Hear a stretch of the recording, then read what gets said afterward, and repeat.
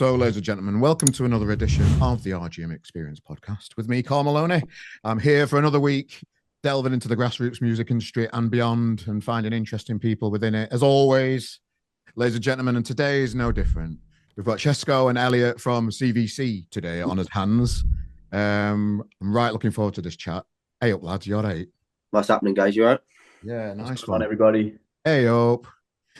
So it's always fun to introduce. We had a little chat before, and the first time I always make a point when I go to a festival or if I'm just out and about at a gig or something, I'll always make a point of finding the band that I've not necessarily heard of and check their set out. And I did that at Bridlington Spa for you guys for this feeling gig, and I was absolutely blown away just by how amazing of a show you put on, and then just how much fun the tunes were, and just how different and refreshing the live experience of CVC is. There we go. That's a way to start. How do you feel about that? Yeah. First of all, thank you. You're welcome. Yeah, we really try, I think, to bring something to our live shows. I think that's the main thing really up until now that we've been known for, having a bit of a growing live show and a really active live show. So it's nice of you to notice that, and hopefully a lot of our fans notice that as well. Yeah, well, there's a lot of you on there all doing entertaining stuff. It's a really refreshing change from seeing girls and boys just stood there playing the songs. You put on a real show which stood out that night for me personally. Go on, Chesk. Nah, you got it, man. Nah, okay. We got about 6 people in the band who really just are very passionate about what we do. So yeah. That's gonna come through when we play live, and we have a good synergy as well between the 6 of us because we're a live band, man. That's kind of what we came up on. So it's good that you noticed that, and we appreciate that. Yeah, we're really lucky in the fact that we're all very close as well. We're all best mates. So luckily, it kind of comes a little bit naturally to us because we can just kind of be ourselves on stage, I think. And that's kind of the play for us, I think, just enjoying every moment rather than being up there not really enjoying the music you're playing. And, we're lucky enough to absolutely love everything that's coming out of it. No, it's brilliant. And the internet told me CVC stands for Church Village Collective. Is that right? Is the internet? Yes. Oh, that is correct. Well, it is correct. LGBT. That's the only thing I've Googled, by the way. I was just curious about the name of the collective. To be honest, that's always been a bit of a thing, we named the band CVC, and then I don't know, we kind of were forced into coming up with a meaning for it. We were in some publicity with some people who told us, people who know better than us, right? And they were like, you need something because you're going to get this question a lot. And we were just like, can't we just write it out with CVC? So we went through the whole what can the last C stand for? We tried to figure it out for ages, didn't we? I think we kind of landed on collective, but someone mentioned the other day of changing it to something. Maybe for the new album. Who knows? Oh, interesting. Teasing. Yeah, there's been a few thrown around, so we'll see if it stays like that. Yeah. So it was CVC before it officially had words. Yeah, there's a place, we live in Church Village, that's the title. Oh, okay. But there's a big bit of graffiti on the wall down here with CVC, which is obviously some other groups.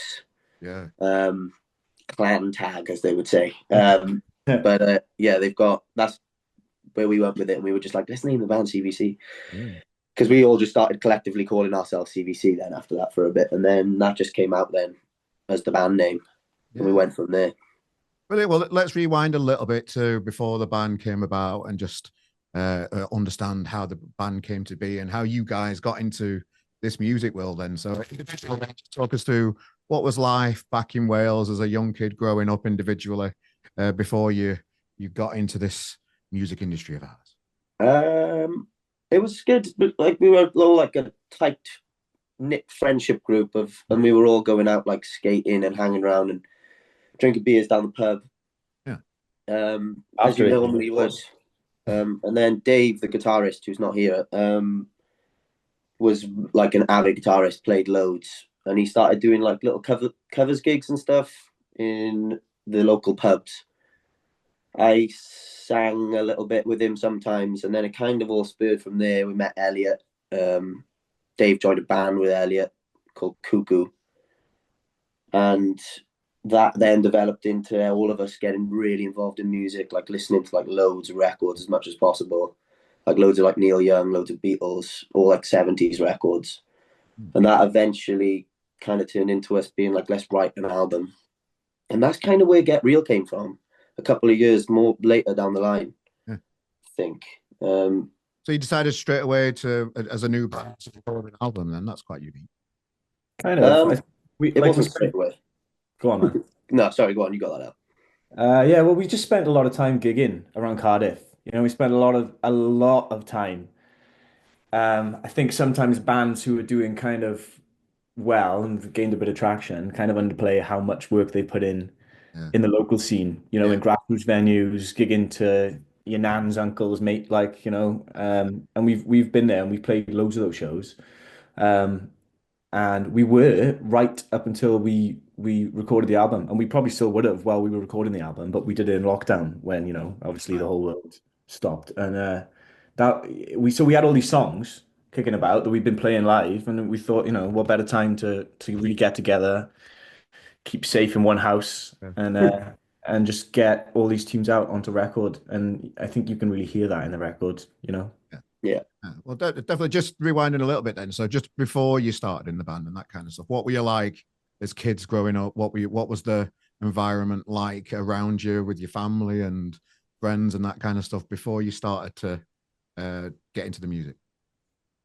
Different for us, of course. For me, I spent a lot of time digesting my dad's music. You know, we used to go play football on Saturday morning, come back, my mum would be having the bacon sandwiches on, and my dad would be playing Steely Dan, you know, Yacht Rock, all the Doobie Brothers records. I remember he always used to say to me like, you won't get this. You just go and listen to the Fall Out Boy and all that stuff. And I was like, oh, come on, Dad.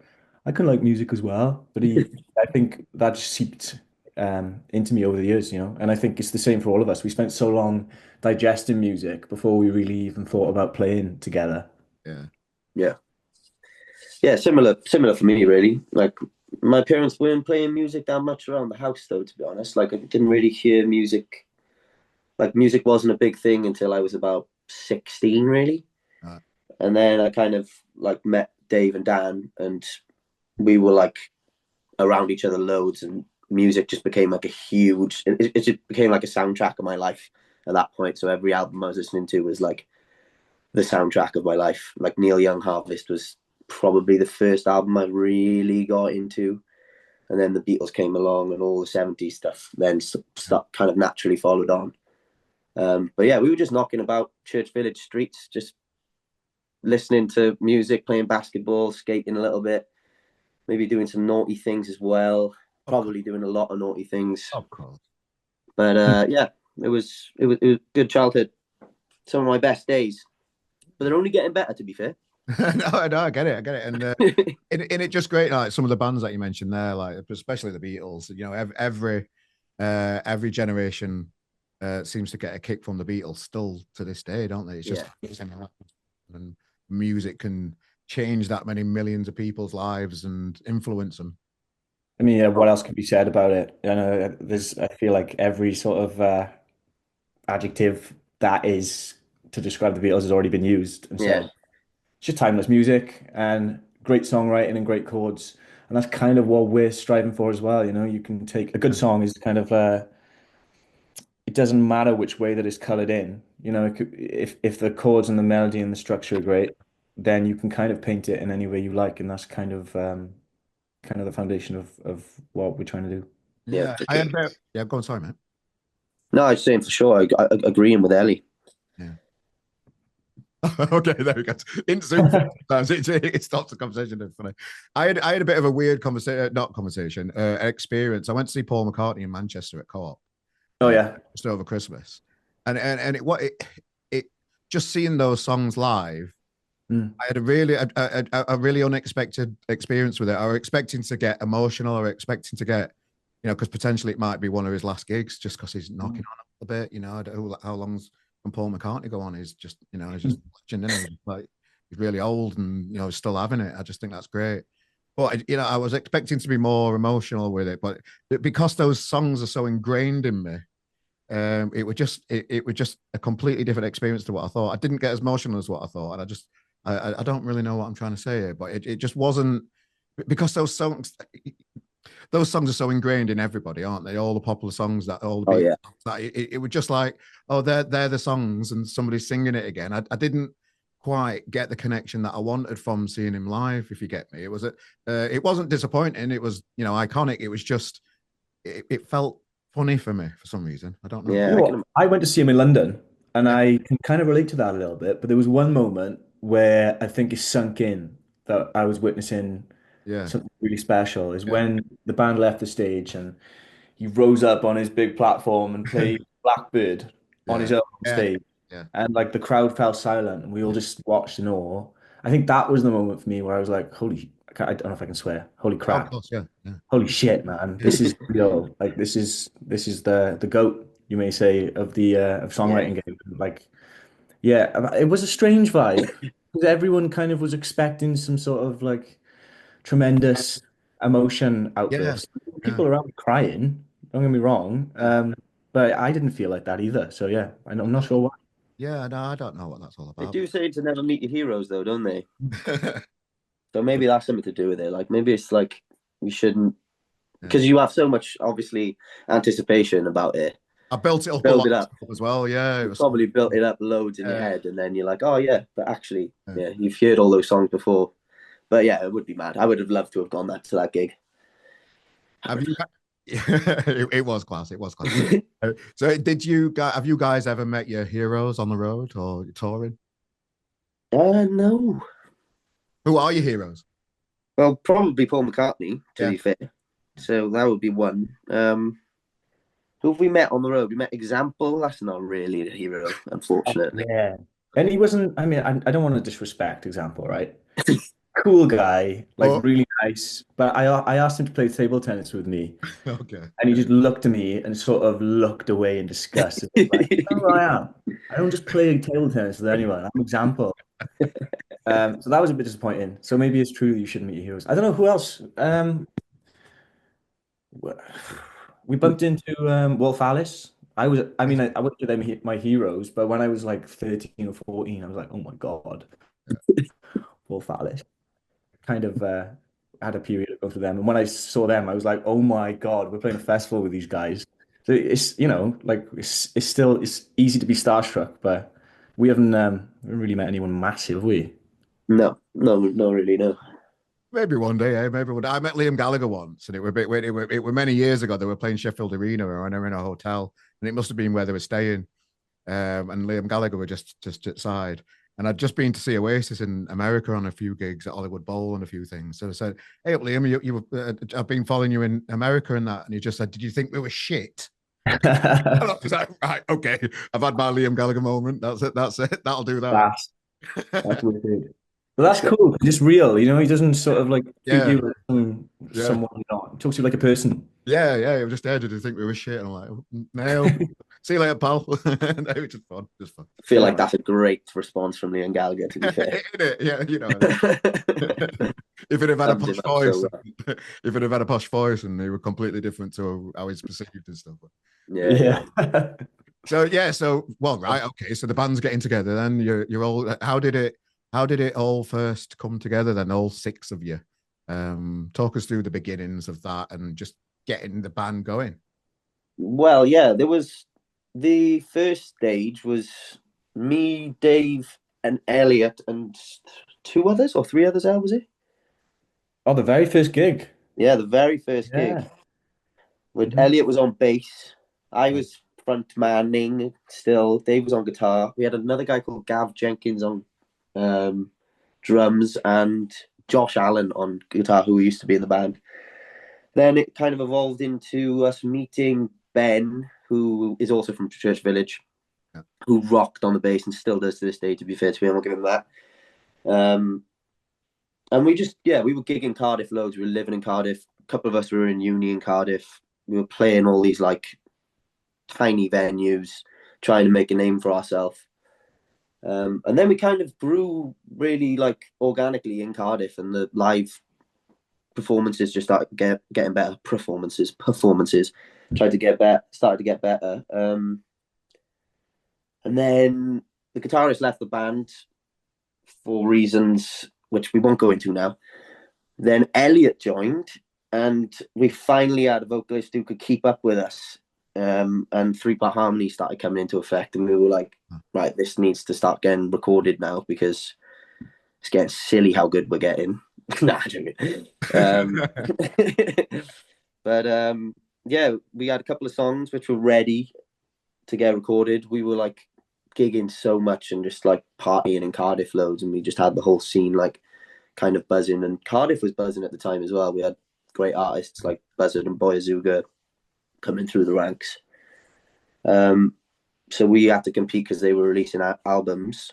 Then COVID happened, and luckily we were able to record an album in that space of time. And yeah, we kind of grew that album. That album came out of lockdown, and we met our managers, who were Jeff and Johnny, and they just brought everything up another level. They just made us get organized and really tried to start like, you know, pushing things. And we went from there really, and that's where it's brought us up to present day. Do you mind me pushing just a little bit? Because I'm a bit of a nosy bastard. The guy that left, was it just not up to speed? Just from based on what you said, is there anything you can just? No, he was up to. Well, no, yeah. There was an incident which happened between one of our friends and his friends. Okay. Internal issues. Okay, fair enough. Yes. Not musical differences for once. Right, okay, interesting. Okay, yeah. So you got you got together. Oh, I can imagine 6 of you. I used to be in a band, and at one point there was 6 of us in the band as well, and we were playing just tiny little venues in Sheffield a lot. Oh yeah. So I presume you're all stood like that in the tiny little venues, then just squeezing everybody in. Yeah. Well, the gig we got, the gig we met our managers at, right? It was the first gig post-lockdown, and we were gigging in Bristol in a tiny venue called the Ill Repute. They'd got this gig on the basis that everyone had to sit down, you know, be socially distanced, keep safe, keep calm. And the stage, man, I mean, it was like a chopping board. It was tiny. It was we were all I think I was like stood side on. Tommy had to play with like a baby kit just to fit on the stage. You know, we were like all falling over each other. CESCO couldn't do any of his dance moves. So that was like really hard. But then, you know, everyone was like stood up and screaming at the end of the night, and the bar manager was like, sit down. So I think, like, you know, they're the best gigs when you're all squeezed into a tiny room in a space. That's when you really like feel the room, and people like resonate with that, I think. So, you know, have you ever played to less people in the crowd than what's in the band? Yes, 100%. Me too. Before my time, right? Did you? Okay. Yeah, I played to a room which was literally one of my cousins. No, but 3 of my cousins and my mum and dad. So 5 people. And the sound guy. Nice. And the sound guy, to be fair. So 6. There we go. 6. Yeah, there we go. Bang on the money. Definitely different now. We talked about Mike's first experience. So how long has the band been going then? So properly since COVID then, after your album, or 4 years? The end of 2019. Right. But I think you guys were going for maybe like a year before that. So probably like 7 years-ish, something like that. Yeah, something like that, yeah. And so just moving on after COVID, then you've got the album ready. How did you, what did you do with the album during COVID? Did you just have to sit on it and plan ahead for when all this bullshit's ended? What were you doing as a band, like to essentially? It's because a lot of bands I saw got a lot of momentum took away from them. They were just about to fly, and then it all went. And you know, it's hard. It was, you know, bands like the Lottery Winners that just carried on being online, and they carried on doing fun stuff and engaging with the fans all the time throughout it all. Those bands all survived, obviously, because they're grafted. But how did you guys sit on this album and get ready for when the bullshit had ended? Well, that was the good thing, really. It was the fact that we could work on it up until it stopped, you know? Yeah, okay. So it was kind of like we had a little bit of live momentum, and then we were kind of a little bit on socials here and there, but because we got picked up on management directly after COVID, it was like that was the thing that like kind of like shot us on the right trajectory. But yeah, we were like working on the album Oh, he's gone. He's gone. So you were well, you'll I'm sure you'll join us a bit. So I presume you had a bit more time working on the album than what you originally planned then because of COVID as well. Well, you know, I think we it was June 2020, Yeah. and I think I sent a message to the guys and just said, like, it's probably about time we did something with this, you know, rather than sit here and fester in our own sort of Doritos crispy land, you know, because that's what everyone was doing at the start of COVID. It's like, let's just chill out, let this pass over. But then I think everyone sort of it kind of felt like the world went into this sort of weird creative phase, didn't it? Where everyone was doing things online and like pushing out their normal comfort zone, which was really fun to see and a really like scary time for a lot of people. Apart from those people playing guitar on in the bedroom every Friday, Yeah, that yeah, got yeah. it's a bit. But we were playing guitar in our bedroom, but we Oh, just had okay, fair enough. lights up against it. Fair enough. So I guess it worked out for some of those people, Yeah, yeah. yeah, nice. But yeah, it was June, and I think we got most of the album done in about a month, maybe 4 or 5 weeks. And then, as most creative things go, the clearing up the last 20% Yeah, took us about 4, 5, 6 months, you know. So I think yeah, we finished. We were then like, well, what do we do with this? We got this collection of cool songs. It's not really mixed. I think yeah, we were probably a few weeks out from just putting it out as it was, you know, not mixed to a high standard just by me, which was my very limited knowledge at the time. And it just got sent around to a few people. I think Chesko's back. he's back. And yeah, it ended up in the hands of these guys, Jeff and Johnny, who said they're interested and they like it and they wanted to come down to a show Yeah. and they saw us and yeah, they wanted to get involved. Yeah, we were just saying, Chesco, while the internet went there, did you have a bit more time than what you originally thought to work on the album just because of COVID and that? And then everything all got finished, and then you've got this big gig in front of two. Did you know the managers were going to be there before the gig? Did you have? Yeah, one of our other bandmates, Dave, kind of got in contact with somebody he knew, and it was like these guys were looking for an act, and yeah, they just were invited to the gig. They were actually in the front row of that tiny gig when they sat down, so we were like singing at them at the time. But yeah, that was we were lucky to have them there, so we had to pull out all the stops to impress them, I think. And what did you do any fun extra things than what you wouldn't have done if it wasn't in front of a potential manager? We had crazy outfits on that day. I was wearing like I was wearing a yellow suit. Of course. So I think we were just like, let's just be as colorful as possible in a time which is so dark, and hopefully they'll just want that, you know? Yeah, yeah. So did they come up and see you straight after the gig again and say, "Nice gig, lads. Let's have a chat at some point"? Is that how? Yeah, we had a long conversation with them outside, and I think our personalities matched quite a lot. And I think they were like, right, yeah, this seems like you've got Yeah. some spunk, kid. Yeah. And they were like, yeah, let's do that. So what's the traits of because the music industry is full of people that that can sometimes be not good for people's career. They just don't quite match, or they've got different ambitions and things. How do you know you've got a good one on your hands? Well, we had an experience of that just before we met these guys.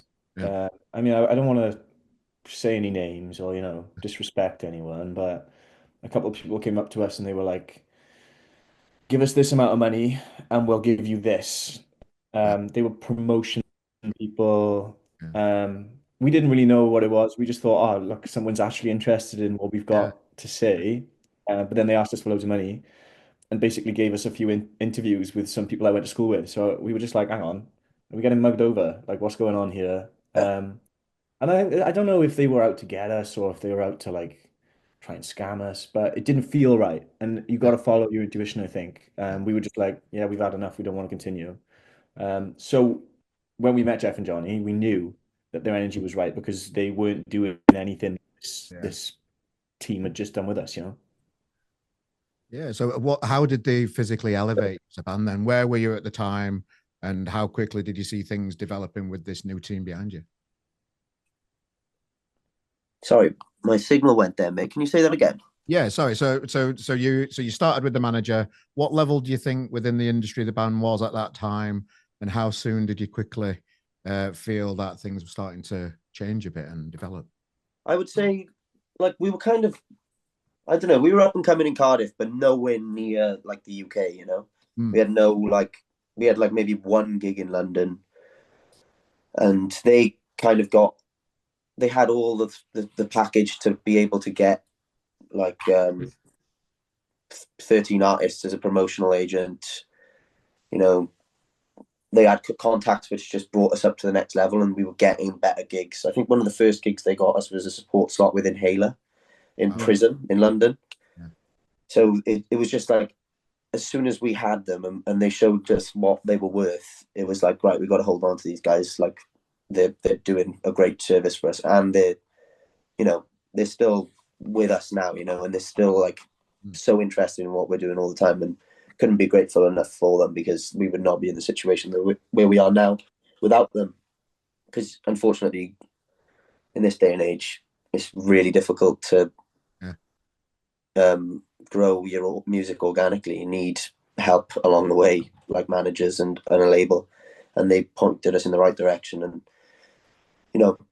told us to hold off when possible, and then also told us to go off when possible, and so far it's worked. Yeah.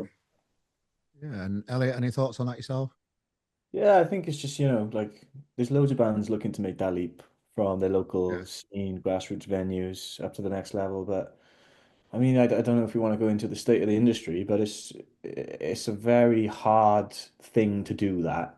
Very hard. There's no bands I can really think of in the last sort of year or two that have really made a massive leap like that. You got the Yard Acts and Lottery Winners, who are kind of a few stages in front of where we're at, and they're killing it. And they speak about their struggles and having to keep their day job and stuff. So like we're very fortunate.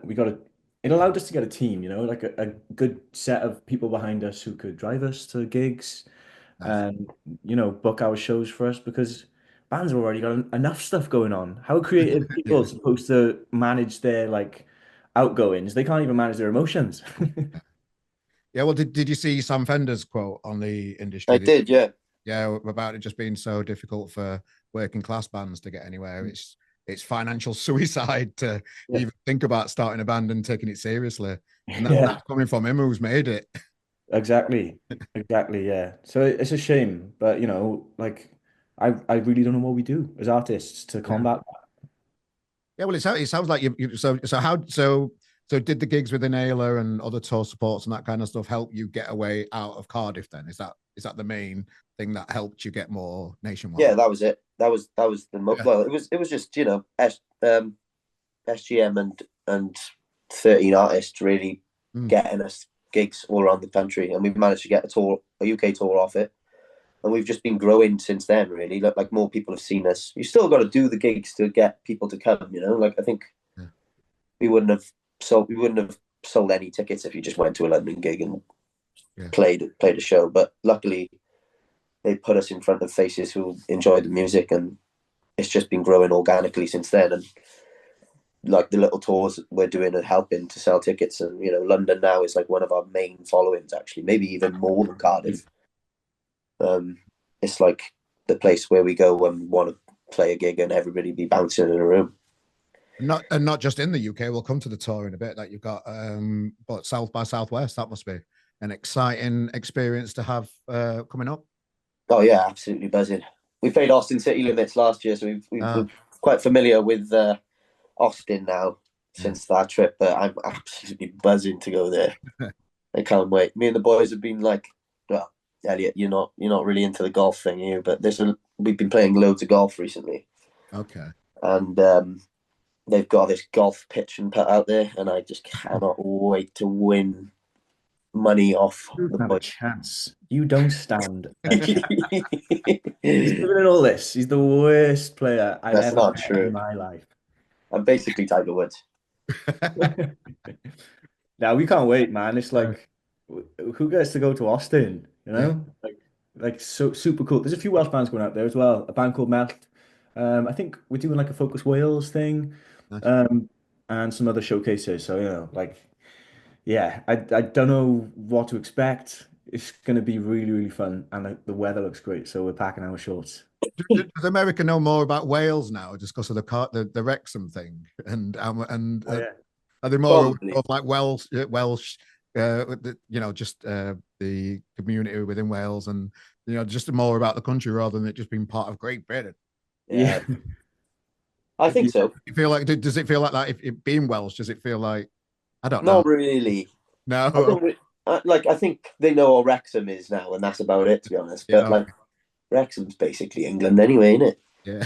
Don't say that, Jeff. We don't want to piss off the North Walians, man. They're lethal. We love Uh, it. We love you all in North Wales. I'm sure he's Yes. only joking. I'm sure. Is it? I'm only kidding. I'm kidding. There we go. yeah, you've looked after us very well up there. But I know what you're saying. Like last time I was in America, I was being served by a lady at the checkout, and she was like, "So where are you from?" I was like, "Oh, I'm from just Cardiff in Wales." What? Yeah, Uh, yeah, Wales? What? yeah. They don't know what that is. England? No, Wales. Yeah. Yeah. Different country, mate. So how do you all like control yourself? Because a lads is it a bit of a like lads holiday type thing, few beers on the plane, that kind of stuff. How do you control yourself in that kind of environment? Nah, I'm a professional. Okay, go on. Nah, I drink. We have a couple of beers with the boys. Like Okay. we're into a beer before stage and stuff. But Yeah. like I think there's a certain number and you can't go over it. That's the kind of rule we play. Yeah. Until after. Until after, yeah, and then you can really enjoy it. And are you doing a few shows out there? Have you got yourself on a couple of stages out there as well? Yeah, it's Yeah, I planned. Hopefully a few more, but I think um, it's 5 planned. is it 5? Yeah, Cool. five shows. Yeah, and there's a couple of radio things like they've got college radio out there, haven't they? Yeah. Sorry, one sec. And yeah, so they've got college radio and things out there, and we've got a couple of like interviews with stations, etc. Maybe a couple of performances. Keep doing that. And that's what we'll be doing when we're out there. Yeah. Mostly gigging, some golf, and hopefully some beers in the sun. That'll be nice. There we go. There you go. So, what level of within the music industry do you feel CVC is at right now? Can you quantify that? Like what? Oh, well, okay. So like as a touring band, you are selling tickets across the whole of the country. Okay, I'll rephrase it a little bit. What would be the next stage for you bands? What's the next level up that you're striving for, or just starting to think about maybe after the tour? Just striving to make it like to have this as my permanent job, really. Yeah. Like there's something that I want to just do for my whole career, like maybe writing songs, yeah. for CVC and elsewhere, and just Let's go solo project and come in. Yeah, continue as a professional musician. Yeah. Yeah, I think like great, isn't it? So are you all? Oh yeah, you all still working? Yes, in and out of work. Like we kind of on like most of us are on like 0-hour contracts, like trying to both kind of juggle both things, Yeah. So is it? So just these tours coming up and the touring that you've done, does it pay for itself now? Because that's an achievement in itself when it pays for all the costs that you've got when you do go on tour and merch and hotels and what else you have. Have you got to? Is it like at that stage? Because that's a really pivotal stage for a band.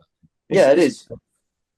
We run a business at the end of the day, so a lot of the money that we get back from these shows and tickets and merch, it'll pretty much go straight back in, especially when you're making a record and stuff. So we're trying, and it's tough for bands, but we're a very fortunate position. So we just want to be able to do this for as long as possible and sustain ourselves. Keep blagging it every day, don't we? Yeah, that's it, isn't it? Even me with RGM, because I run this as a business. Let's just can't afford to pay for it myself. So I do feel like I'm faking it till I make it one day, but that's kind of a normal. What does RGM stand for? Rate the music originally, because I'm from Sheffield originally, so that's how I say it. So I don't say right, I say rate. Great, good, yeah. So we work with Ross Orton, and he turned us onto that phrase. He did the AM. Which one did he do? He did AM. Yeah, he did AM. He mixed AM, and we worked with him, and he turned us on to Rate Good. Oh, yeah. Okay. Oh, what did the Arctic Monkeys album AM? Yeah. Oh wow. Okay. What was that experience working with that guy? Yeah, he was class. He mixed the whole of Get Real. Wow. Our first album. Yeah. And then we did a couple of other things with him after that, and he's a great guy. I really enjoyed working with him. But yeah, we moved on to a new producer now for the second album. Yeah. But he's wicked at what he does, obviously, because he came up with one of the best albums ever to be released. So, well, just a little tidbit: the Arctic Monkeys supported my band the first ever gig they played. really, Yeah, that's my little claim to fame. People who know me will just be rolling their eyes at this question. Part of the interview because they've heard it over 1 billion times. Because I just You tell enjoy that to every single band that you have on the podcast. Yeah. Yeah, totally. Yeah. what was your band called? We were called the Sound at the time in Sheffield. Sorry, say it again. We were called the Sound at the The time. Sound, nice. Cool. You got some stuff out. Can we go and have a listen? Yeah, so it's we changed its name to Seven Hills because Sheffield's built on Seven Hills. Yeah. It's all under Seven Hills, but it's all on Spotify, and you can hear the appalling £120 for 2 days recordings that we did at Yellow Arch in Sheffield, and hear all the magic that went on. Just basically a live recording for 120 quid or whatever. That's chaff. I'll be listening to that. Oh, good on you. Well, let me know what you think. Yeah, I will. So the tour's coming. How do you prepare for this big long tour? I'm just looking at your dates now. Then, so this interview will be out after the Aberystwyth one, and the Newport one. So then you've got Bristol, London, 2 shows in London as well. As you mentioned, things are the London crowd are really digging you, aren't they? Yeah, they are. Yeah. No, I think we got some practice to do. We're introducing some new songs to the set. Because obviously we're midway through our album. There's some songs which we've already got in the set, and there's some new ones we want to bring in, like Bonnie and Clyde, for example. So we're going to hit the practice studio pretty hard, and fingers crossed we'll have some new stuff to show people by then, and be able to start introducing those songs to the set and get people excited about the album. And as bands do that are professional like you guys, are you planning ahead for after the tour's ended, and plans ahead and things bubbling that you can't tell us about yet, I presume? Little things here and there. I mean, there's like Jasper said, we're wrapping up the album, so that's kind of our priority, and we'll finish that. But there's some stuff which is being cooked. You'll have to wait and see what it is, though. Nice. Okay. I'm trying to think of what's cooking. You're trying to remember. I've just text each other in a bit and remind each other. Yeah, it's all a front. There's nothing going on. We're just professional. Yeah, we got some songs, singles, etc. coming up.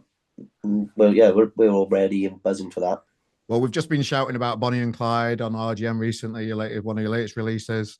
Yeah, exciting. It feels like you're having a good laugh and enjoying doing what you're doing, lads, and that's quite refreshing. Really, some people can take themselves quite seriously. Yeah, for sure. Nah, we had a lot of fun recording that in the studio. It was one of the late comers, to be fair. We had like the album kind of sorted, and then we kind of introduced this track, and we were really happy. Well, I'm really happy with it, and I think it's going to do well. Yeah, so they just to leave it on the live experience. And so, how much planning do you put into putting a show? Because just circling back to the beginning of the chat that we were having today, you really stood out on that big stage in Bridlington when I first saw you live. How do you like manifest a live show? What processes do you put in place to show? Talk us through your thought process of entertaining these people that come and watch you. Well, there's not a lot of thought, I would say, that goes into it. Yellow suit comes out again. Yeah, the yellow suit's gone. You know it is. It's just like we've been doing it for so long, the show, and the songs have just formed their own sort of identity now. And when we play them, that's kind of, they speak for themselves. We serve the songs, and the song serves the people. That's kind of how I see it. But it's like we have to work hard on getting the new songs into the set and kind of refining them so that they work in a setting with 6 people playing all of stuff as live as possible. So that's kind of where we're at with the live stuff at the moment. It's just figuring out the transformation process from the records music to the live setup, because that's not something we've had to do before. Like I mentioned earlier on, we kind of took the live songs from the first record and put them into a record, but now kind of doing the opposite process of picking the tracks and exploring those in a live way. So that's kind of our thought process and how we're moving forward now. But it's a new thing for us.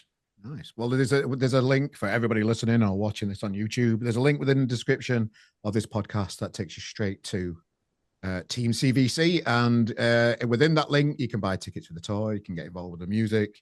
So if you are one of those people that are just hovering over that link and you haven't pressed it yet, lads, tell them what to do. Click the link. Click the link. Press subscribe to RGM. Hit the bell notification. Good on All that good stuff. Well, CESCO, Elliot, I really appreciate your time today. I've really enjoyed getting to know you. I really love the band. I love how infectious you are, you know, as humans. It's a breath of fresh air. And I just wish you all the best for the tour, lads. And I'll put a pint in front of you at some point at a gig, and really appreciate your time, guys. Thank you. Thanks very much, mate. Appreciate that. Yeah, looking forward to seeing you again, Carl. Thank you for having us on.